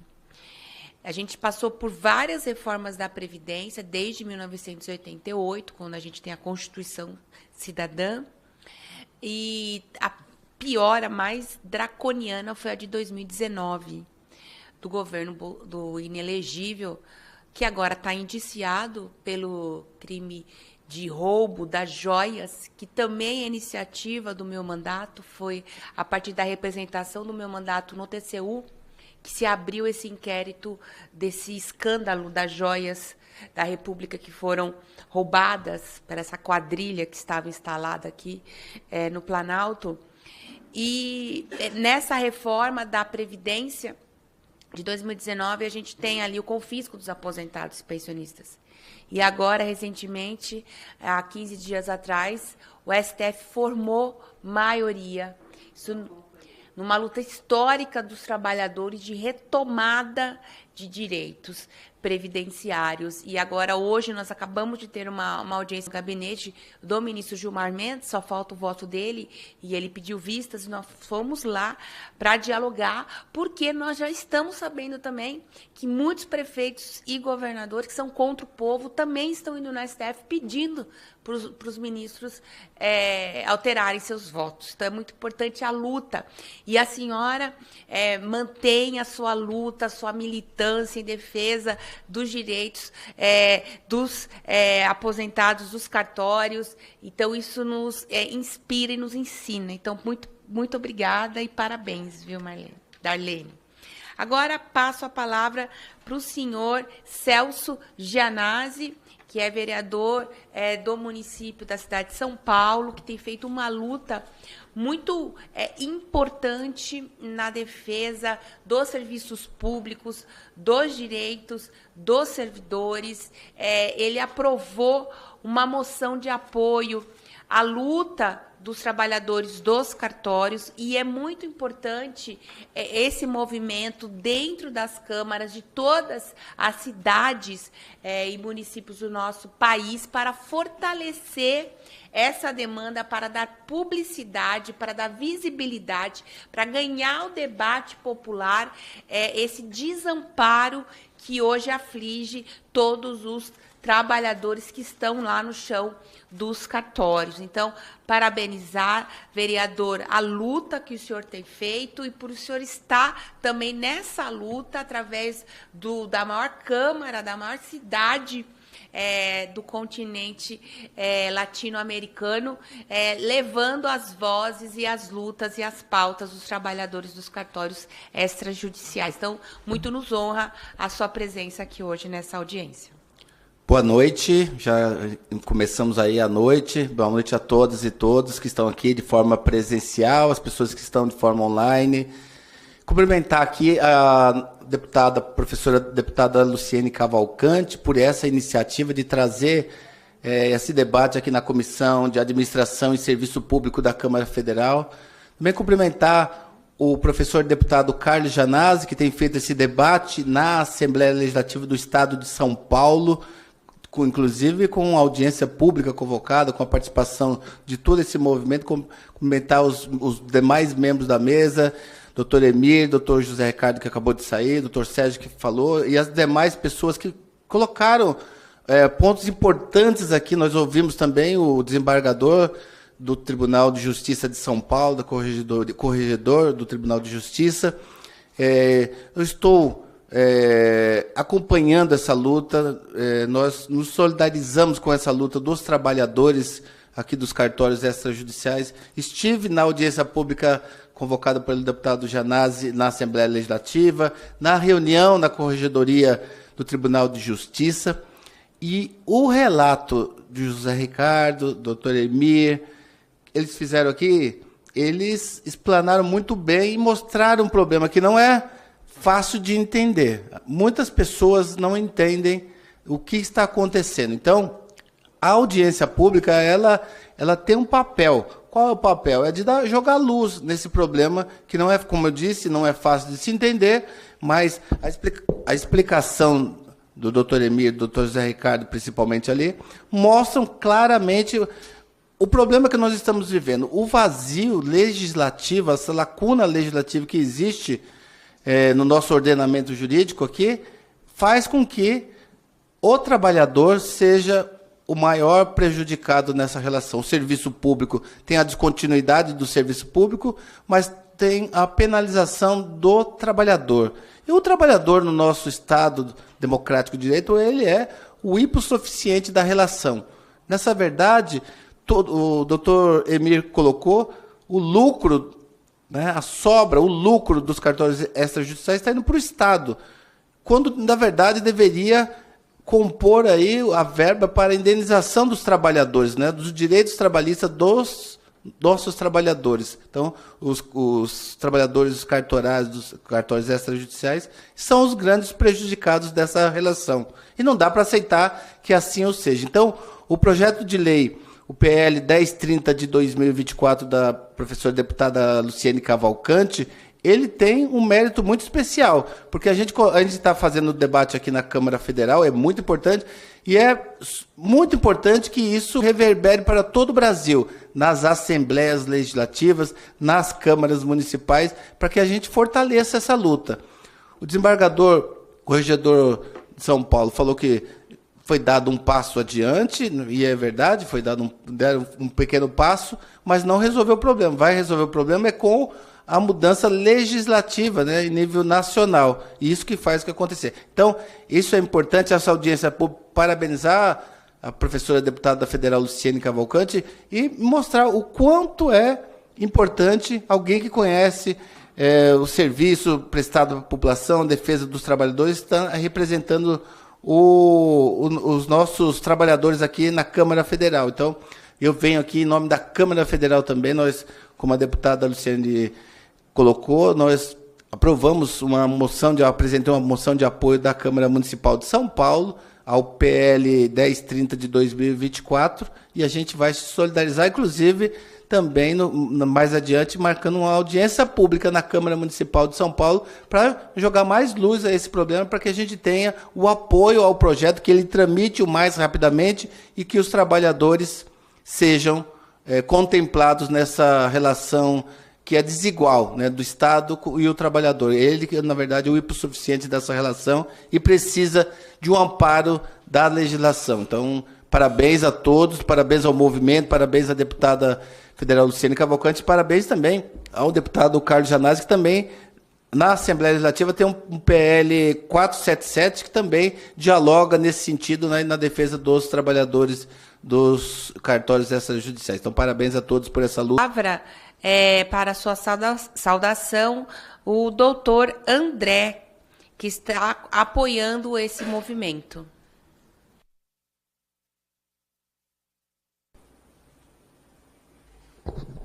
Boa noite a todos. Cumprimentando o deputado Carlos Janazzi, a deputada professora Luciene Cavalcante, a todos os participantes, o vereador Celso, a Lesp também, que ataca a fase anterior a essa sucessão, que está sendo debatida pelo PL 1030, e que é um PL que autoriza o Tribunal de Justiça a, na verdade, autorizar que seja utilizada aquela verba excedente como bem disse o Emir, o Celso, precedentes em outros estados, a gente citou até como o Rio de Janeiro já tem essa previsão, né? O responsável pelo expediente lá naquele estado, ele faz todo esse levantamento e ele pode utilizar essa verba para fazer o pagamento tanto trabalhista quanto previdenciário, o que atualmente, pelo entendimento do Tribunal de Justiça de São Paulo, não é possível por essa limitação que consta nas normas internas daquele órgão, né?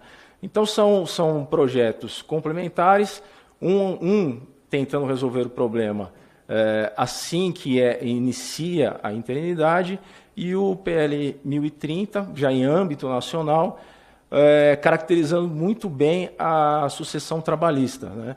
Assim, parabéns a todos por essa luta. É realmente um tema que estava escondido, que poucas pessoas estavam debatendo, e esses trabalhadores estavam realmente num limbo jurídico, né? Então, agora, com o andamento desses dois projetos, esperamos que seja resolvido definitivamente esse problema. Tá? Muito obrigado a todos. Ele fez uso de suas palavras. Obrigado, deputada. Realmente me faltou a palavra naquele momento. Vou ser breve agora. Então, encerrando a interinidade, aquela uma da qual não foram recepcionados, retornei ao meu cartório de origem, onde sou funcionário, né? E é um cartório que também está vago. Então, quer dizer, e é um cartório que está nos 13º concurso lá do Estado de São Paulo. Como é que vai ficar a minha situação como funcionário no encerramento do concurso que alguém vai assumir, né? Em 2017, a Lei 6.015, que trata do registro civil, ela foi alterada para autorizar que os cartórios fizessem convênios com a Receita Federal, a possibilidade, eventualmente, de expedir passaporte, algo do tipo. E, naquela ocasião, disse que os cartórios de registro civil são ofícios da cidadania. Ora, ofício da cidadania que não respeita nem os próprios funcionários, é difícil de entender, né? Quanto interino, tive a visita de vários aprovados no concurso. Dentre tinha um que dos 12 concursos do cartório, prestou 10. Dos 10 que ele prestou, ele passou em 8. E dos 8 que ele passou, ele assumiu em 5. Então, ele assumiu um cartório, prestou outro, renunciou, assumiu outro. E cada vez que assume, recepciona os que quer, fica só, recepciona os que quer, diz não ter responsabilidade com aqueles que ficaram para trás, e no próximo concurso presta de novo, e recepciona de novo só os que quer. É uma segurança jurídica que precisa de solução. E é isso que a PL vem buscar, né? Não são palavras minhas, mas um funcionário disse: Emir, funcionários de cartório estão todos cumprindo aviso prévio, e nem sabem, né? Porque todos os cartórios ficaram vagos em algum momento, seja pela aposentadoria, seja pela morte, ou outras decisões, né? Está todo mundo cumprindo aviso prévio, e precisa de uma solução para isso, né? O Dr. Carlos Gianazzi mencionou que tem cartórios que têm um rendimento abrupto, né? E, de fato, tem mesmo. E é em busca desses cartórios que esses candidatos anseiam e vão em busca. E a busca, eu acho que é válida. O problema é com os funcionários do qual não respeita o direito, né? Mas não são todos. Existem cartórios com rendas muito inferiores, em que, pelas normas do Estado de São Paulo agora, imputa a responsabilidade para o oficial que está ali a vir a se aposentar ou a falecer, a obrigação de rescindir todos os contratos, né? Ao passo que, na verdade, deveria preservar a prestação de serviço, a continuidade e assim por diante, né? É isso, então, que eu queria dizer, para complementar. Obrigado a todos mais uma vez. E é isso. Obrigado. Muito obrigada, Emir. Agradeço a participação, a atenção, a disponibilidade do diálogo de todos que fizeram uso aqui da palavra dessa audiência. Nós vamos seguir na luta da tramitação do projeto aqui na Câmara, dialogando com os nossos colegas parlamentares. Vamos também fazer esse movimento nas câmaras municipais e também nas câmaras, nas assembleias legislativas, para que a gente tenha essa discussão também nos estados, para que a gente tenha mais moções de apoio a esse importante projeto que vai trazer justiça, dignidade e respeito aos trabalhadores cartorais. As perguntas que vieram pela participação da internet, o senhor José Ricardo Braz se comprometeu a respondê-las, porque a gente precisa fazer a entrega aqui do auditório, tá bom? Então, muito obrigada pela participação de todos. Nada mais havendo a tratar, agradeço a presença e encerro a presente audiência pública. E viva a luta dos trabalhadores dos cartórios extrajudiciais.